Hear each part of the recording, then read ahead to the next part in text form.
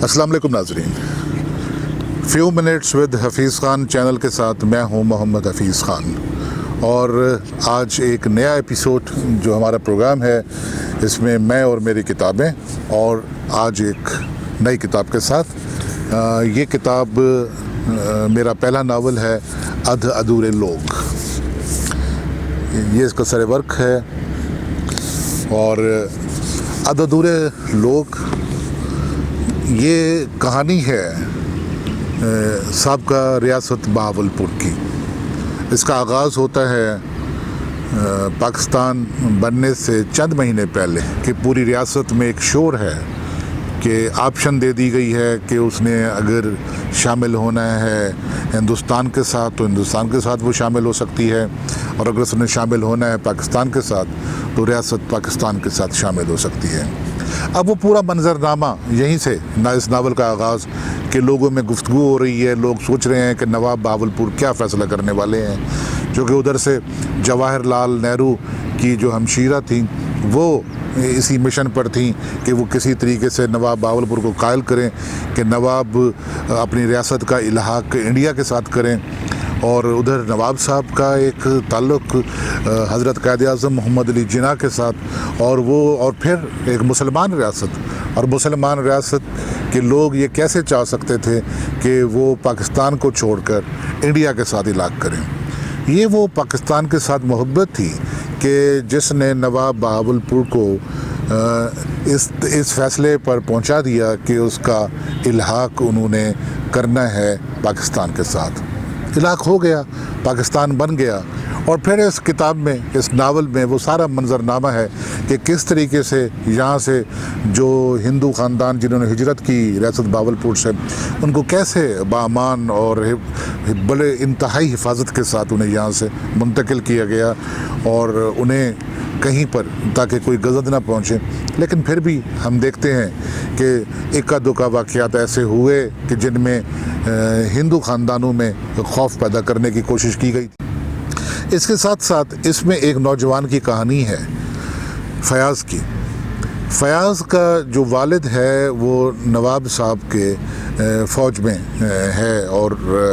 उनका जिसे कहते हैं कि नवाब साहब के जो बॉडी गार्ड्स हुआ करते थे वो बॉडी गार्ड्स के अमले में है। लेकिन वो नहीं चाहता कि वो मज़ीद नवाब साहब की फ़ौज में, जैसा कि उसके वालिद ने ज़िंदगी गुजार दी, वो उस तरह ज़िंदगी गुजारे। वो अपनी शनाख्त चाहता है, और वो अपनी शनाख्त के सफ़र में किस तरह ख्वार होता है, किस तरह रुल जाता है, ये इस नावल का एक अलमिया है। और फिर इसके साथ साथ एक जो पैरेलल ट्रैक है कि पाकिस्तान बनने के बाद किस तरीके से नवाब साहब चले गए मायूस होकर इंग्लैंड, और वहीं बैठ गए कि वन यूनिट बना दिया गया था, और वो वन यूनिट ने ही रियासत की किस्मत का फ़ैसला करना था कि जिससे पहले एक सूबाई खुद मुख्तारी टाइप की हैसियत दे दी गई थी, और ये वादा किया गया था कि जैसे ही वन यूनिट टूटेगा तो रियासत बहावलपुर की जो सूबाई हैसियत है वो बहाल कर दी जाएगी, जिसकी अपनी असम्बली भी थी, अपने वज़ीर आला भी थे, और उनके मेम्बरान भी थे, और जो फेडरेशन के साथ जिनका ताल्लुक़ था। लेकिन हुआ क्या कि 1970 में कि जब वन यूनिट ख़त्म हुआ तो रियासत बहावलपुर को पाकिस्तान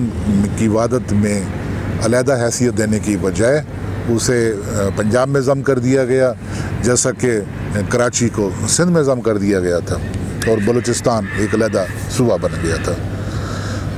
तो यहाँ पर फिर आपने देखा कि बहावलपुर में 1970 में कितनी तहरीकें चलीं और क्या कुछ जुलूस वगैरह निकले, और इसका जो अंत होता है नावल का, और जिसमें फ़याज़ की हलाकत हो जाती है, वो शहीद हो जाता है। और वो जब फरीद गेट बहावलपुर में जलूस पर गोली चलाई गई थी, और उसमें मुबैना तौर पर ख़ासे लोगों की शहादत हुई थी, और उनमें एक फ़याज़ भी था।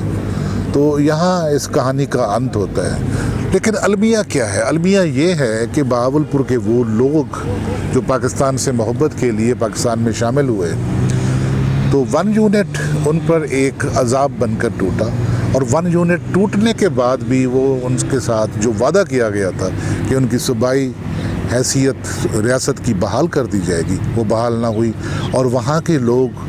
جو راتوں رات بے شناخت کر دیے گئے تھے، 1 یونٹ ٹوٹنے کے بعد بھی بے شناخت ہی رہے، اور ابھی تک کبھی ریاست بہاولپور کی صوبائی حیثیت بحال کرنے کا مطالبہ کیا جاتا ہے، کبھی ملتان صوبے کا مطالبہ بھی ہے کہ بہاولپور کو ملتان صوبے میں شامل کر دیا جائے۔ تو اس پس منظر میں یہ ناول پورے ایک عہد کی تاریخ ہے، ان حالات کا ایک بیانیہ ہے کہ کیسے ریاست کا الحاق ہوا اور کیسے پھر پاکستان بننے کے بعد بہاولپور کے لوگوں کے ساتھ کیسے کیسے کیا کچھ ہوتا رہا، اور الٹیمیٹلی وہاں پہ کے لوگوں کو ان کی جو شناخت کا سفر تھا وہ ابھی رکا نہیں۔ تو اس کے ساتھ ہی محمد حفیظ خان کو اجازت دیجیے، جلد ہی کسی نئی کتاب نئے ایپیسوڈ کے ساتھ حاضر ہوں گے۔ Channel few minutes with Hafeez Khan کو اگر آپ پسند کرتے ہیں تو اس کو سبسکرائب کیجیے اور اپنے دوستوں تک پھیلائیے، اور شیئر کیجیے کتاب کے بارے میں، کتابوں کے بارے میں، اپنی پسند کی کتابوں کے بارے میں، چونکہ کتاب سے محبت کا سفر کبھی رکتا نہیں ہے، کتاب سے محبت کا سفر کبھی ٹھہرتا نہیں ہے، اور کتاب میں لکھا ہوا حرف کبھی مرتا نہیں ہے۔ کتاب زندہ رہتی ہے ہمیشہ، اور کتابوں کو زندہ رہنا چاہیے۔ تو یہ تھی آج کی کتاب، اس کے ساتھ ہی آپ سے اجازت، خدا حافظ۔